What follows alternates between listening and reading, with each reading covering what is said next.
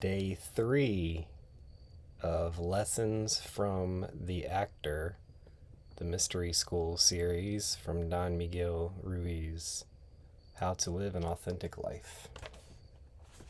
Today, we dive a little deeper into the mystery of the actor. Are you ready? We humans have the ability to bring visions to life and to compose the mood and the music of our days. This involves acting out key roles. We learn social behaviors, mimicry, and language skills early in our development, and all of these elements come together to make us the performers we are. This course is not intended to teach acting. You're a master already. But if you're interested in excelling at the art of life, it helps to recognize this. You are acting all the time. You believe the roles you play. You believe the roles other people play. That's simple enough. If you're thinking, hey, wait, I'm offended by that, I'd say you're now playing the role of an offended person. If you're saying, I agree that most people are faking it, but I'm not, I never pretend, I'd say, okay, you're authentic. But the character you assume at work, at home, or even alone is not. Most of us love to watch comedians doing impressions of other people, so why does it hurt to be told we're imitating others? We all became a part of human society through imitation. It's how we learned to package and promote ourselves. We are, in large part, a knockoff of the people who raised us. We take after many of the people who befriended us or fell in love with us. Siblings don't resemble each other just because of their DNA. They resemble each other because they learned the same moves from the same people who parented them. They learned the same speech patterns. They learned how to shape their mouths around syllables and how to laugh, argue, and persuade. They learned how to charm or to annoy. They do it all in similar ways because they went to the same art school. The art of mimicry enables every living thing to grow safely to adulthood. It prepares all creatures to have infants of their own. Like baby whales, bunnies, or baboons, we humans learn to do everything our elders do in order to survive. It's instinctive, and it's no fault of ours if we continue to imitate through adulthood. Still, imitation is something we should outgrow. Mature people act on their own, speak for themselves, and make decisions about their own life's journey. So should we all. When we remind people of everyone else, we cease to be interesting. We're barely interesting to ourselves. Instead, we could take advantage of our differences. We could retrieve the authenticity that was misplaced in childhood, no matter the situation. It's an actor's instinct to meet truth in the moment. When honesty suddenly cuts through all the presence, it can shock us. It can also shock an audience. To be willing conspirators in the moment, they too need that lightning bolt of truth. To come together as people, we all need to get real. Early training. When we were children, we made people happy. In simpler times, we could sing off key, dance badly, or paint the sky green, and we'd get a great response. We could fall off the sofa and get a big laugh. For a while, it seemed as if the world was the best possible audience, always easy to please. We learned to mimic the people closest to us, and they rewarded us with love. Seeing themselves in us, they were inspired to love themselves a little more. Have you ever watched a child looking in the mirror? Children please themselves in the same way they've learned to please others. They pose. They try 100 different facial expressions. They spin around like fashion models. They use all the elements of their emerging craft to create roles to play on the world stage. Professional actors learn to sharpen the same skills they developed as amateurs, moving and speaking. So do you, in fact. As you mature, you continue to sharpen the skills life already gave you. An actor who moves across the stage confidently is more likely to captivate a crowd. An actor who's truly convincing gets everyone's attention. The same applies to you. How you move through the world determines the way people respond to you. Your tone, your choice of words, your body movements, they have the power to captivate an audience every time you step into a scene. Every actor needs a place to shine, and your place was waiting for you long before you arrived on stage. The backdrop had already been hung, you could say, and props were already in place. Trusted characters were there already, standing on their marks and waiting for you under key lights. They were eager to act with you, to help you prepare and rehearse. Upon your arrival, the stage was set. Your fellow actors were in place, and the play was already in progress. It was your turn to be part of the action. It's not surprising that your worst nightmares sometimes involve being on stage, naked and without a script. You came into this world exactly that way, naked, dazzled by the lights, aware that everyone was watching. For a long time, you couldn't speak the lines they were feeding you. You couldn't perform like your older siblings. You've been pacing the stage ever since, often unsure of your skills and terrified of judgment.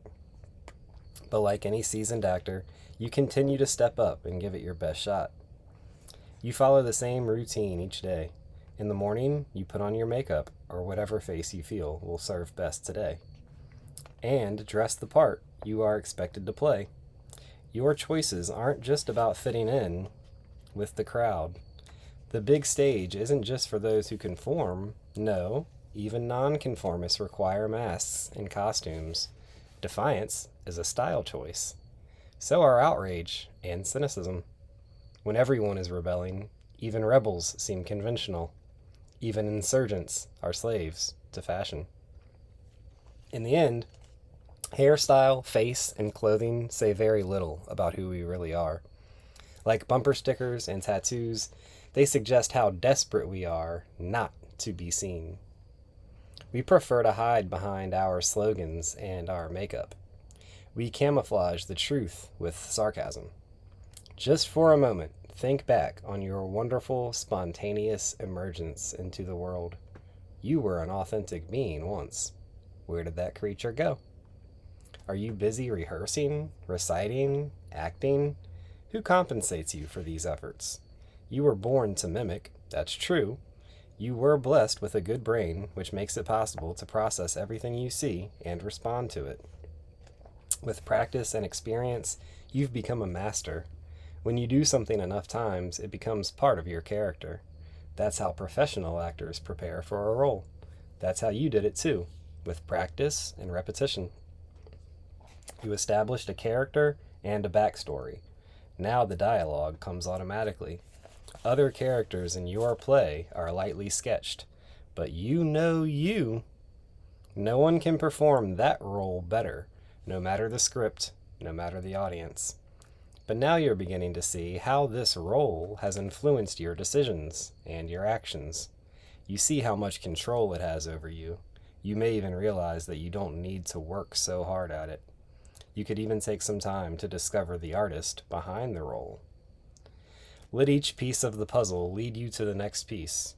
Keep learning more about the mystery of you, the actor. By becoming aware of your methods, you can make informed decisions about where to go from here. The method. Awareness helps you to recognize your choices.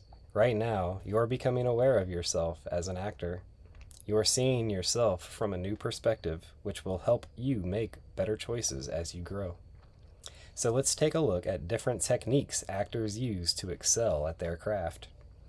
You already see similarities to the way most of us approach ordinary situations. For instance, it's a common technique for us to act like we care about each other's problems when we don't. When we show emotion, getting angry, sad, or offended because it seems appropriate. There are plenty of times when our feelings don't match our actions. There are times when our actions don't match our thoughts. In drama schools, that's called surface acting. Surface acting is what the rest of us call being superficial or insincere. When there's a contradiction between what an actor feels and what he does, the result is a bad performance. The long-term result is physical exhaustion. Being authentic is energizing, but faking it is hard work. Doing a mediocre job can make an actor anxious, self-conscious, and even ashamed. The performance suffers, of course. If an actor can't create a bond with other players, the whole play will suffer. How does this relate to you? When you're not in tune with yourself, your art suffers. When you're not in tune with your fellow players, your life suffers. This should make sense to you. It should even sound familiar. You've probably heard of method acting, but what does it mean? The method encourages an actor to use personal memories to inspire a performance. This makes sense since artists rely heavily on their own life experience. You, too, rely on what you know and what you've experienced. You refer to past history in your social interactions, don't you? You talk about your childhood, your past love affairs, your current job. When your stories aren't enough, you repeat other people's stories. You borrow from someone else's life. Either way, you do your best to engage people. You hook their attention and you entertain them. That's your method. Method acting advises an actor to bring a specific memory to life as the scene is in progress. For instance, the emotions that an actor felt when a loved one died years ago are reactivated and substituted for those of the character while the scene is playing out. The actor was heartbroken then, and his character is heartbroken now. Using emotional memories makes a better performer more believable in a make-believe situation. Whether you're performing on stage or off, that method may seem normal to you. We draw on painful memories often, obsessing over past offenses. Maybe we get angry now because we couldn't then. We prolong our grieving, thinking we're honoring a loved one or punishing ourselves. We relive past confrontations and old jealousies just for fun. And that's only what we do by ourselves. In public, we turn those private feelings into performance art, just like a Twitter. We've all been in situations where we're expected to feel strong emotions and to demonstrate those emotions publicly. A funeral is that kind of situation. A wedding is another. We're expected to cry openly in our grief and in our joy. We yell like maniacs at a ball game. We roar with laughter at a comedy show. We're as zealous as our coworkers or as cynical as a friend. We're as offended or as deeply hurt as someone close to us. If you loved me, your partner might say, you'd feel what I feel. It seems you should, but you don't, and you can't. You can empathize, of course. You can sense what someone is going through and comfort them. In real life, reaching another person's level of outrage doesn't help. It makes things worse. For most of us, pretending to feel something isn't fun. In the short term, it puts us at war with ourselves. In the long run, it makes us really tired. It can also make us sick. For professional actors, showing intense emotion in every performance is hard on the body. In most situations, it's hard on yours. Bringing painful memories to mind, whatever your excuse, feels like a punishment. To your nervous system, it really is a punishment. Your acting may seem real, but it follows a thought process that you control. You brought a memory to life. You made a random idea seem true. You're the playwright, the director. You determine the mood and the method of every performance, and you pay the emotional price for it. It makes no artistic sense to inflict pain on yourself. It's folly to relive a childhood trauma to appear more authentic. It may seem obvious to say, but authenticity doesn't need a gimmick. Truth needs no effort. Resolving emotional problems is part of every actor's job. It's also your job. We all want to become more productive artists and better partners. This means clearing our emotional stumbling blocks so we're ready to take on bigger roles. Try to be a conscientious editor of your own material. If you've been indulging old wounds and bad memories, you're making your life too difficult, and you're getting in the way of your art. There is another acting technique that simply requires actors to be present. In other words, They immerse themselves in the scene's circumstance rather than recalling past experiences. They believe what's happening on stage. And it works. The key is to look, to listen, and to understand what's going on right in front of you. Take note of this. Present circumstances should determine your actions, not past impressions. The point is to show up and be attentive to the moment. The point is to be there. Being there doesn't mean trying to remember a feeling. It doesn't mean searching for an appropriate story. Quoting wiser people isn't the same as expressing your real feelings. Words are more likely to reach the heart of the listener when they're spoken with sincerity. We all know when someone isn't being emotionally honest on stage. It makes us uneasy. We want to look away. The same is true in ordinary life. When people try too hard, we get uncomfortable. When someone's faking it, we prefer to look away. Acting is believing. This is a maxim in most drama schools. Of course, believing something doesn't make it true. In your daily life, it pays to be skeptical. You don't have to believe everything you hear, whether the ideas come from you or anyone else. You can see more and hear better when you're able to perceive what's actually happening and not turn it into a melodrama. Accept more challenges like these. Challenge yourself to be skeptical, but willing to listen. After all, you're not performing for a paying public. You're not trying to put on a show. You know now that authenticity will serve you for a lifetime. It will also serve your company of players. Anyone sharing your journey will appreciate your ability to be there and be real, right now, 100%. Attention to the craft. Maybe you think acting is for people more extroverted than you, or who like being the center of attention. You might think it's for someone more attractive and confident. Deep within you, you know better. You've always sensed that you're an actor. You may not recall your first teachers or directors. You might deny that a script was ever being written for you, but you're still not sure why you say many of the things you say. Certain impulses baffle you, and many of your reactions surprised you. You can't make sense of this little soap opera that is your life, even now. Your journey is a confounding mystery, mostly because you haven't noticed what's going on behind the scenes. Attention is the key to learning. Students get nowhere if they lose attention in class. Attention helped you to be a good actor. It helped you stay loyal to your role. By redirecting your attention, you can do something you've never tried before. Discard old roles and realities. Until now, you've allowed your beliefs to control your attention. When you believe something, in other words, you tend to focus your attention on everything that might support that belief. You find ways to confirm the merit of your belief.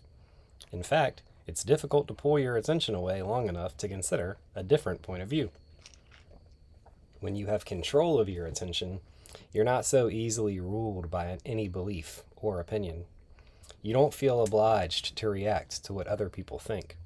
You can consciously decide where to invest your faith, where to put your attention. Things happen. Where you put your attention, things happen. Relationships blossom, gardens grow, projects flourish.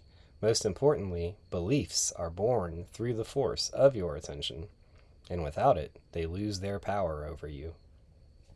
You've used your attention to support a certain way of being, but maybe you'd like things to be different now.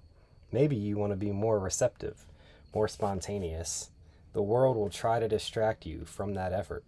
It's a noisy place where everyone is fighting for attention. People around you are caught up in their own show. Your character is a bit player in their production. Your story is not important. None of that should matter. What matters is how you distract yourself and how you deny yourself. Picture yourself at the movies on a Saturday night. The theater is full and the audience is restless and loud.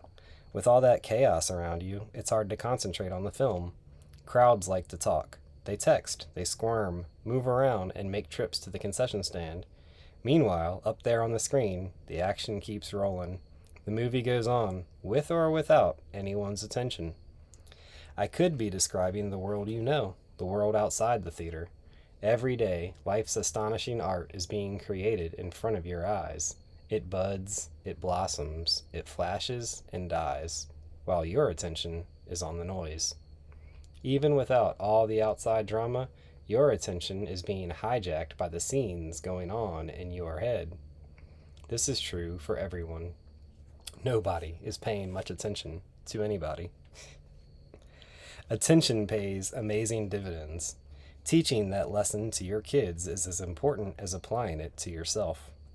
Whether or not they choose to be happy adults, they will have an available connection to joy, to love, and to life through you. They will learn the rewards of paying attention from you. Truth in acting. Attention makes the difference between an ordinary actor and a captivating one. It makes the difference between a solid friend and someone who can't be trusted. Never mind what the rest of the world is doing. We all need to put more attention on being honest. We say we'll do things, and then we forget what we said. We make promises we can't keep. We lie to ourselves regularly by acting and overreacting. There's a simple improvisation that explains this point. Try to relax and imagine for a moment that you are standing on a hillside, looking down at a lovely country landscape below. The sight is a pleasant one and very calming. Looking closer, you notice that there is a long stretch of train track running through this little valley. Can you see it? Good. Let's continue. As you stand there, looking at the view, you hear the sound of an approaching train. The sound seems to be coming from two different directions. This catches your attention. Now you see two trains. One is coming from the east, and one is coming from the west. Their trains are racing along the same track. Their whistles blow. Neither train is slowing down. Suddenly it occurs to you, at the speed they're going, the two trains cannot avoid crashing into each other. Okay, now, stand exactly where you are and act out your response. You are watching. The trains are rushing toward each other. Their horns are blowing. The screech of metallic brakes fills the valley, but you know the trains can't possibly slow down in time to avoid a tragic collision. Are you imagining yourself crying or turning away? Are you stumbling down the hill, arms waving? Are you yelling at the trains? Are you shouting for help? Maybe you cover your face, refusing to be a witness to this event. When the trains finally crash into each other and fly off the track, what do? Do you scream in horror? Do you fall to the ground? Do you faint? If you were acting in front of an audience, you would get intensely emotional playing this scene, wouldn't you? Of course. Watching a disaster take place is emotionally shattering. And you would show that. You would show terror and rage. You would lose your voice shrieking. You would lose your mind. Actually, a good director would give you a failing grade if you did any of that. An acting coach would watch your frantic performance, give you a minute to catch your breath, and then say, okay, now show me what you'd really do in that situation. What? After all that emotional effort? You'd probably be insulted by the comment, but you're a good student. You'd try again. This time, you'd pay more attention. You'd stare into the imagined distance and watch the two trains approaching, getting nearer and nearer to each other.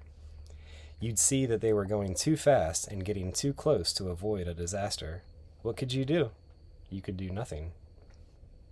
Alone and so far away, you couldn't help, so you would do nothing. Your expression would probably go from concern to amazement to paralysis. Even before the moment of the collision, your body would freeze. Your mouth might open, but you'd make no sound. You'd watch in silence. You'd barely breathe. When it was all over, you might make a choice to run to the scene or run for help. This response is far less theatrical than all the screaming, but it's more honest. Honesty, as we've said, can be riveting. Truth is compelling, and because we see it so seldom, it has the power to shock us. Maybe this exercise shocks you. Doing nothing may go against your instincts, but your instincts are lost in the thought process. It's easy to think you to do all sorts of things that don't make sense when the time comes. But thinking rarely plays the lead role in an emergency. It's good to check your level of honesty in any situation. When you're stunned by your own falseness, something changes in you. When you witness your own hypocrisy, you start yearning for truth. Truth is elusive in our daily lives, mostly because we forget to look for it. That can change. We can develop an appetite for it. We can demand it from ourselves. We can stop pretending for a moment and wait for it. Great actors love to act, and I can see why. They're more attracted to the truth than to a lie, and, ironically, they find it on stage. How can acting and authenticity be compatible? Well, the answer is both complicated and simple. We've all been searching for truth since the early days of this adventure. As kids, we learned that deception was often expected, sometimes preferred. Since then, we've been missing the taste and feel of truth. To put it simply, we've been missing us for too long. The problem is, most audiences love the drama. They insist on a good show. So, what's an actor to do? Audiences change everything. We respond differently when we're being observed. For example, imagine the scene with the two trains again. This time, imagine you're not alone on a country hillside. Someone is with you when the trains collide. Okay, with someone beside you, your reactions would be bigger. Maybe you'd actually scream, point, and describe what's coming. You'd probably check the other person for a response. It's no mystery that people feed off of each other's emotions. We take cues from each other. We were trained to deliver a performance, and too often we feel obligated to do so. Why? Well, drama paid off in our infancy, didn't it? When we couldn't ask for something, we screamed. Screaming got someone's attention, at the very least. When we were finally able to use words, we screamed anyway. A tantrum got us a quick response. Screaming and kicking get immediate results. We discovered a way to control other people, bigger people, and the lesson stuck. Childhood tantrums grow into teenage tantrums. Eventually, they evolve into destructive behaviors in adults. It's weird to see grown-ups kick and scream to get attention, isn't it? Kicking and screaming are metaphors, of course, for all kinds of theatrical behavior. The actions of a toddler doesn't improve adult relationships. We all know this by now. When every action gets a reaction, followed by the need to react to that reaction, the insanity escalates. Maybe you, too, act like a crazy person under pressure. Maybe you're the drama queen throwing tantrums to get attention. No? Okay. I'm not talking about you specifically, but some people continue to play those roles. It doesn't matter that they get a negative response, only that they get a response. Most people evolve and mature. They learn from experience and adapt. They dare to be honest. Sometimes they grow wise. I'm asking you now, are you as honest with yourself as you know how to be? Or does it satisfy you just to give a realistic performance? All roads lead to truth, if you want to find it. It may require a winding, confusing journey, but what else are you here to do? Don't waste time waiting for better roles, better plays, or a more congenial troupe of players. Listen to yourself now. Learn from your lies. Change course and let honesty slip into your conversations. Encourage a taste for it. To be free to create, you have to laugh away the critics. You have to lose your fear of judgment. You may have to leave the beaten track to find truth hidden in the thorn bushes. Who cares? Go ahead. Indulge in a daily dose of truth, if only for you. The company. The troupe. or the theatrical family is the beating heart of professional acting, and the trust that exists among that family is an example for all of us. Actors must count on each other. They must count on their backstage support as well. The magic of theater is about collaboration, for every artist is essential to the final result. Actors, at their best, work as a close team. They trust each other for the right cues and the right timing. They rely on each other's energy and inspiration. Professional acting can involve long hours and physical stress, but good collaboration makes it worthwhile. So it is with the rest of us. We all travel with a small cast of friends. Sharing experiences brings us closer. Trusting each other makes us less cynical about life. Allowing a friend to shine is a generous gift. None of this sounds particularly theatrical, but it leads to the same, a magical outcome. The magic we create between us is its own precious mystery. Artists of any kind are drawn to one another. They enjoy sharing the language and passions of their art. They talk about the work, its problems and rewards. Do you discuss your own process or tricks of your trade with anyone? In what company can you openly talk about your fears or your victories over fear? In what circumstance would you dare to be emotionally vulnerable and feel comfortable about it? Supported by their troupe, actors can make brave choices. They can be fools in league with other fools for the sake of their art. When did you trust life enough to cast aside your inhibitions? It's inspiring to see people working together as a confident team, or to witness trust and fellowship between people in a pursuit of a common purpose. It's discouraging to be at odds with each other. It only takes a slight shift of perception to appreciate every person's talent.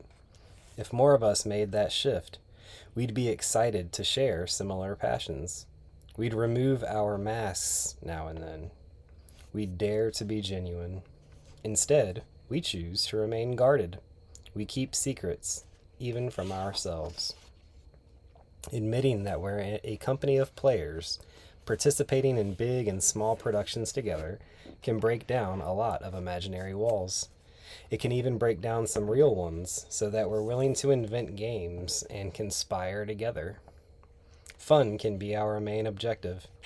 We don't need to be children again to know the thrill of playing as a team. We can get caught up in the excitement and feel that magic anytime. Children's theater is an example of surrendering to the magic. An audience of children does more than observe. They insist on being part of the action. You can imagine it, I'm sure. Do it now. Picture yourself sitting in the audience at a play produced by children, for children. The curtain comes up on a fairy story, Rapunzel and the Witch, let's say.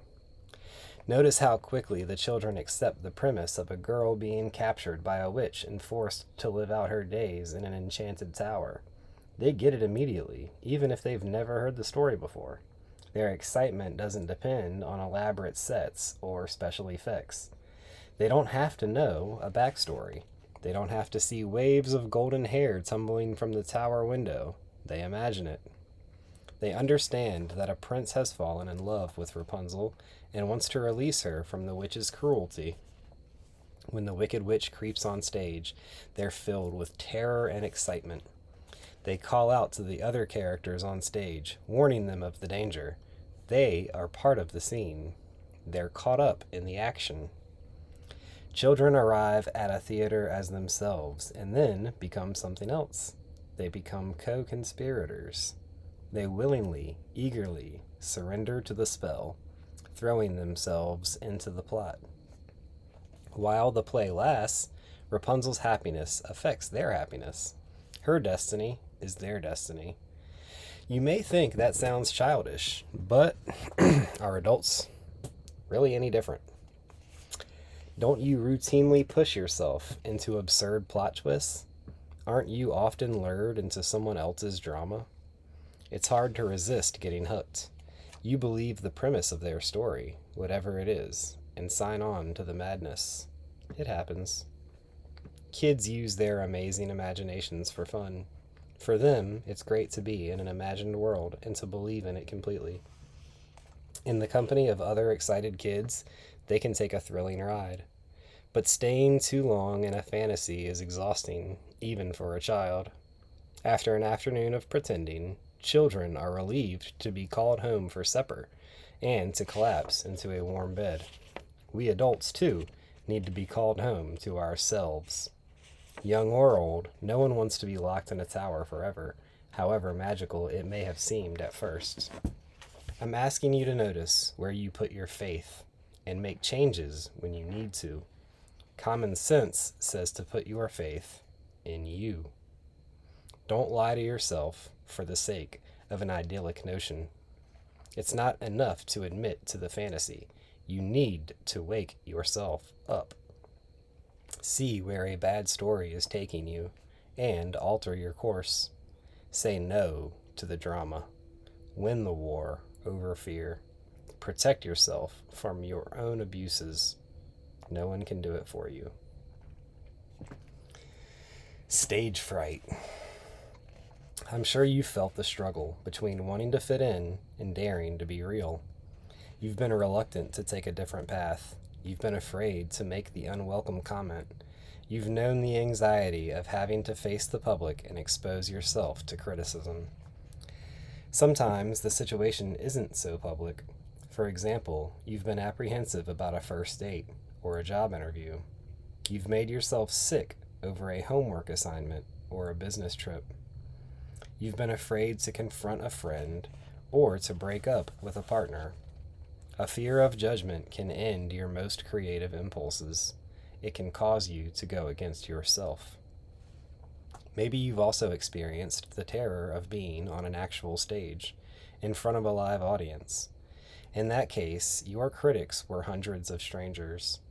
You had all the right tools, your face, your voice, your message, but under that kind of scrutiny, your tools seemed inadequate. Maybe the dream of being naked and laughed at became real for you. If so, your work would have been spoiled by fear. It happens to every artist. Your life is your art, and the masterpiece you create must someday be revealed to the world. Painters must exhibit their works, even if it means exposing themselves to rejection. Actors must walk onto stage. Musicians must open their hearts to a fickle public. Comedians have to face the hecklers. And what do any of those challenges have to do with you? Just about everything. You are on display often, if not most of the time. You exhibit your art to coworkers and family members on a regular basis. Your talents are under scrutiny every day. You practice and rehearse for every upcoming show and get the jitters anyway. In solitary moments, you imagine the worst possible outcome. So it may be time to take another view of life. Your existence is an ongoing dream, and the dream changes as your perceptions change. Other people are performing on their little stages, trying to please their public. Watch them in action. See how fear represses their best instincts. See how their criticism of you reflects their own insecurities. Don't worry that people will reject you. It's far more important to notice how you reject yourself. Professional actors deserve enormous credit for facing their fears. They step onto the stage, night after night, putting their reputations on the line. Well, an amateur like you does the same. You take similar chances every day. You face possible failure, as every artist does. You risk being ridiculed. You put yourself on display and brace yourself for the consequences. In your career, you've died a little and come back again many times. In the process, you've improved your craft. Take a moment to recognize the dreamlike quality of your life. Imagine yourself on stage, under the lights. Who's watching? Is anyone even paying attention? Your fears seem overwhelming, but you confront them and get beyond them. Fear is often a creative choice, an accessory. Choose courage instead. Choose humor. Choose faith in yourself. Create your own terms. You have a chance to be a master before you leave this campus. That, too, is your choice. Everyone you know has had to overcome fear. You can guide the ones you love by example. Be aware of the troop, your team of supporters. Mutual trust is something we all wish for. Enjoy your cast of characters. Let them know you. Get to know them and support them in their play. See people as the artists they are. See how they commit themselves to their roles. Notice their characters' motivations as well as their strengths and shortcomings. Appreciate them as they are. Encourage their art, whatever it is. Your attention matters, so show them the best reflections of themselves. Be there for the people in your life and trust them to do the same for you. Love as motivation. In simple terms, motivation is what gets an actor from one side of the stage to the other, what compels ordinary people to do what we do. That's hard to say, since our behavior is so often automatic. We don't give a lot of thought to our actions or reactions. We move erratically across the stage and fill uncomfortable silences with noise. Professional actors, however, plan their movements precisely. You and I don't ask questions like, "Why did I sit down?" or "Why did I get up again?" We don't wonder why we turned upstage or moved suddenly to the left. We don't notice every tilt of the head or lift of the brow. Actors use the smallest gestures to tell the audience something. They use their body, their instrument, consciously. The rest of us? Well, we aren't so conscious, but that doesn't mean we're not motivated. In your daily routine, one scene leads to another, and conversations repeat themselves, much like they do in a television soap opera. You're not sure why you say the things you say. You can't always explain what makes you do what you do. Something compels you. Something makes you play different roles in different situations for different people. You choose your mood according to an unspoken need.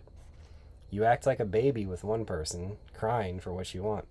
With another person, you're smooth and seductive.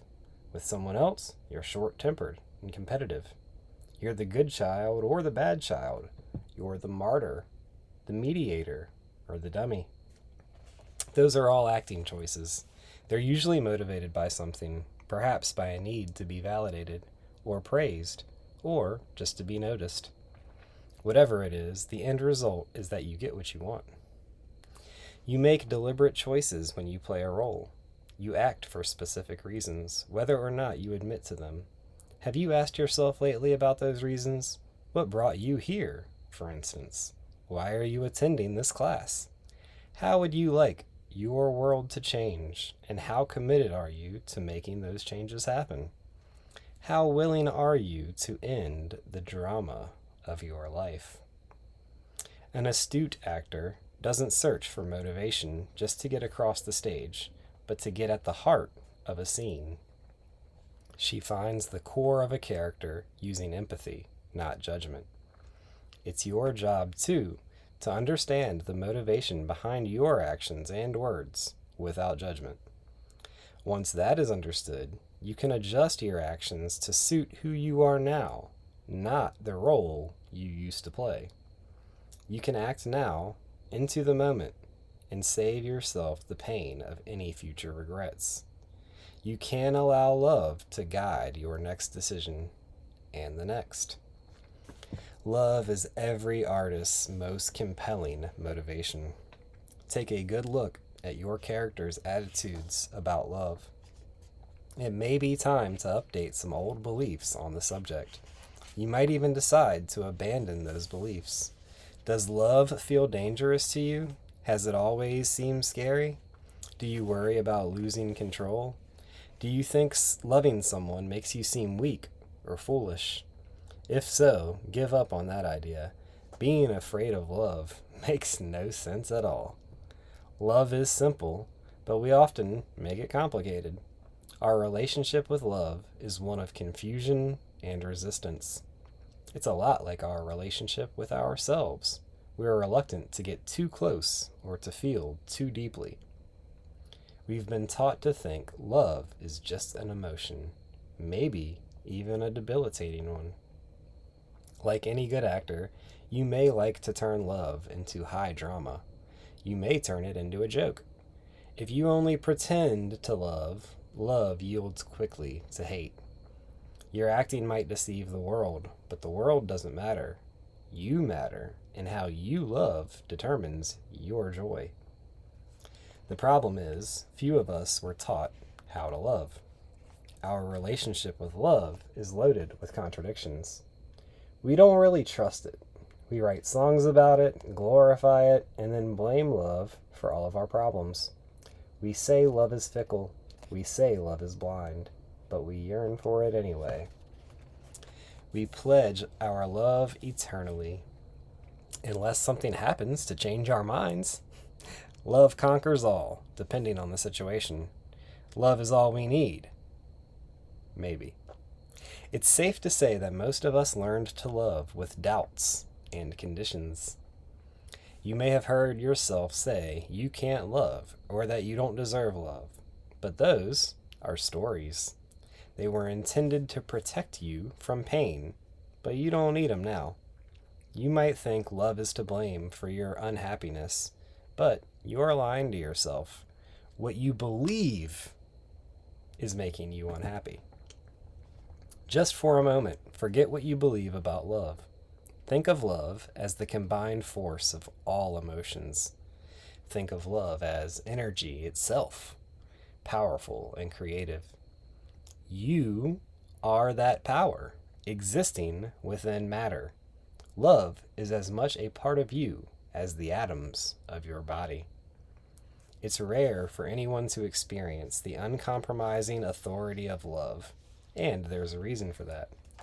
As you walk through your life, you only meet love's reflections. A reflection is not the thing itself. You've spent your whole life getting distorted reflections of love, and you've mirrored love back in the same way. You choose how intensely you are willing to love, according to the risks. In fact, love is not a choice. Your mind can deny it, but it has no chance against love. For an artist, love is the primary incentive. When you create, you lose track of who you are. You surrender to life. When you're in the process of making something, an object, a plan, or a memory, love is always in charge. You already know what it feels like to surrender. You abandon your fears when you make love, for example. You forget all the roles you've ever played. When you create, you also forget who you're supposed to be. You are guided by the mystery when you work your hands to shape beautiful things out of the raw materials of life. You feel like energy itself when you sing or dance. Energy is the force of life. Love won't hurt you. Pushing love away will hurt you. Believing you're a victim of love will hurt you. Like every artist, you've probably lacked inspiration on occasion. You've felt starved for attention and praise. Yes, there have been times when you've felt betrayed by love, by life. You can leave those stories in the past. Now you know the truth. You are your own best source of love. In the course of your journey, you've convinced yourself to believe in lies. You've made poor choices as well as brilliant ones. This is how you've evolved. See that and celebrate your exceptional life. When it comes to artistic flair, no one excels like you. No one channels life the way you do. No one loves as fearlessly as you do now. Who cares what the critics say? Surrender to your best artistic instincts. Set yourself to making a masterpiece and infuse it with love every day. Why does all of this matter?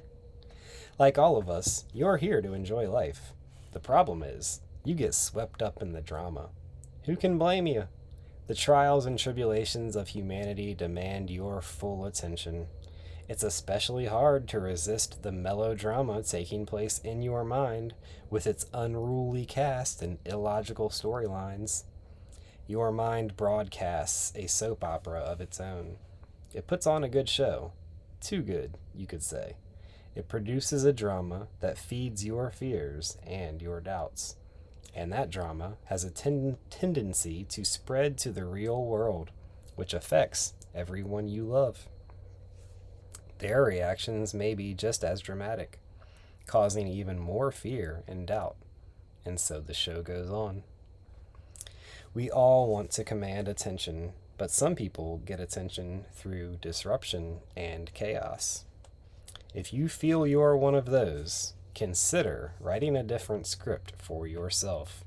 Consider having more respect for your play and for the players taking part in it. So much self-indulgence causes unnecessary pain. In the long run, you'll feel the pain more than anyone else. Be aware of your own dramatic excesses. You're not the victim of your art. Neither are you the beleaguered audience feeling used, cheated, and demanding your money back. You are the actor, choreographer, and set designer in this production of yours. You also direct, produce, and control the quality of the material. Your tantrums don't help the creative process. Self-pity does not reflect your genius. Artistic excellence sounds impossible to achieve at first, but remember that you've been working on your masterpiece for decades. You've been learning new methods all your life. You've been practicing and experimenting. Your special talents show in the things you love to do. Art is a celebration of life. Artistic excellence is an ongoing odyssey. Don't stop now. We stop growing as artists when we stop exploring. We don't learn by following the same trails and observing the same scenery. We build our own masterpiece by cutting a different path. A masterpiece? Are you kidding? You might be saying. Who can be bothered? And why should it matter? Why? Well, you're much happier doing something you're good at. You're happier being productive. When you're not battling outside pressures, you can begin to love yourself. And that matters. Your art matters. Your authentic presence matters to the lives of the people around you. While you're preparing for your next role or planning your next publicity tour, consider the energy you spend rehearsing for life instead of living it. Consider the amount of time you spend dreaming of love instead of putting the power of love into action. Love is your most enduring legacy. It's been discouraged and postponed, so the challenge now is to bring it back. Where do I start? Remember that we are all acting and we don't know it. We play different roles for different people in different situations. You and I are not professional actors, but we've been taught to please and to follow direction. From a very young age, we were told to act this way or that way according to every situation. Nothing about that is right or wrong, it's just a fact. Kids need to fit in for their own safety. They need to blend into society and adapt cultural peculiarities. And the habit of blending in stays with us into adulthood. What does authenticity look like in action? For one, we stop struggling to imagine how people are judging us. We're not afraid to offer our own unique take on things. Our reactions are born of our perceptions, not our stories. We are present, aware, and responsive to the moment. Honesty and spontaneity used to be natural to all of us. It used to be natural to be you. You were completely authentic as a child. But what was once instinctive may now take some practice. You may have forgotten how to respond spontaneously, and it will take practice to assure yourself that you won't die from not acting a part. Not acting doesn't mean acting like you're not acting. Like any good professional, you can be aware that you're performing even while you savor precious moments of truth. You can distinguish the times you need to be what people expect you to be from the times you only need to be.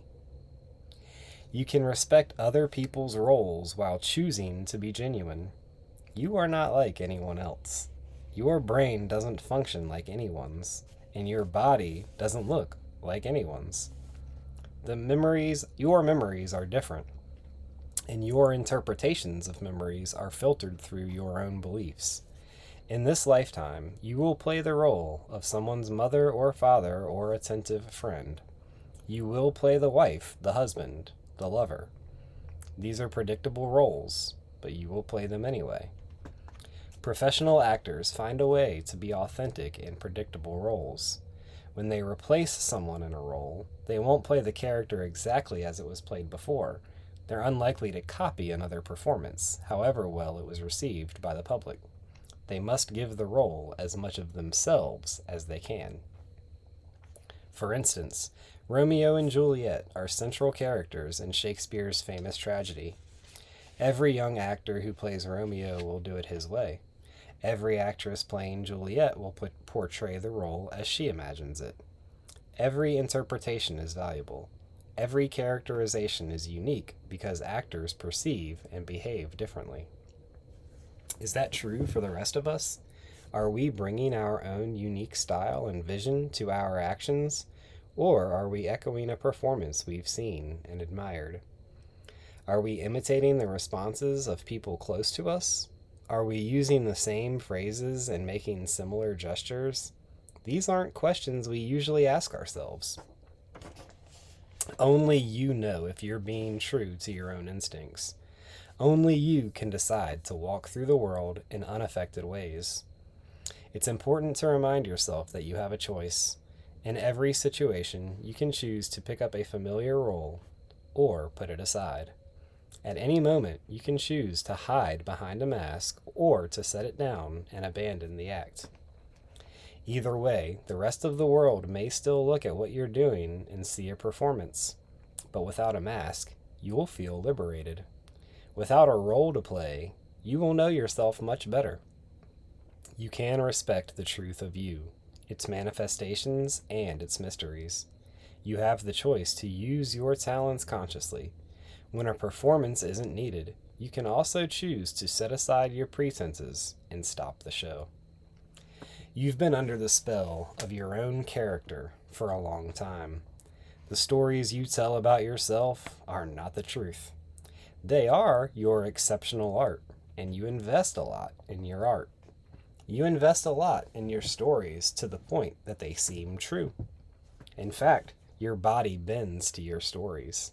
Your moods, your attitude, your prejudices are supported by stories that were handed down to you by other people. Stories can change, however. You can alter the script and cancel the next performance. You can take it all in, the people, the conversations, the drama, and enjoy it for what it is. You can allow actions to take the place of your stories. Good actors get caught up in the doing of things, even when they have to recite a lot of dialogue. The circumstances in a play or film may be fixed, but an actor must summon the will to respond to those circumstances. So must you. We all want our moments to count. We also want to benefit from someone's full attention, if only briefly. We want to be better at paying attention to and to focus on one thing at a time. Most of all, we want action, not theory, and action requires that we use our will. I'm reminding you that your will is an awesome force. It's your superpower. Yes, you have the responsibility to use it wisely, but you might have forgotten to use it at all. Just as some actors allow themselves to be upstaged, we often let someone with a stronger will control us. We get lazy about our actions. We let other people make artistic choices for us and even take charge of our own production. We surrender our own will. I leave you with this homework assignment. Exercise your will. Feel its force and direct it. Turn energy into something tangible. Turn nothing into something wonderful. Your will is your power. Command it with joy.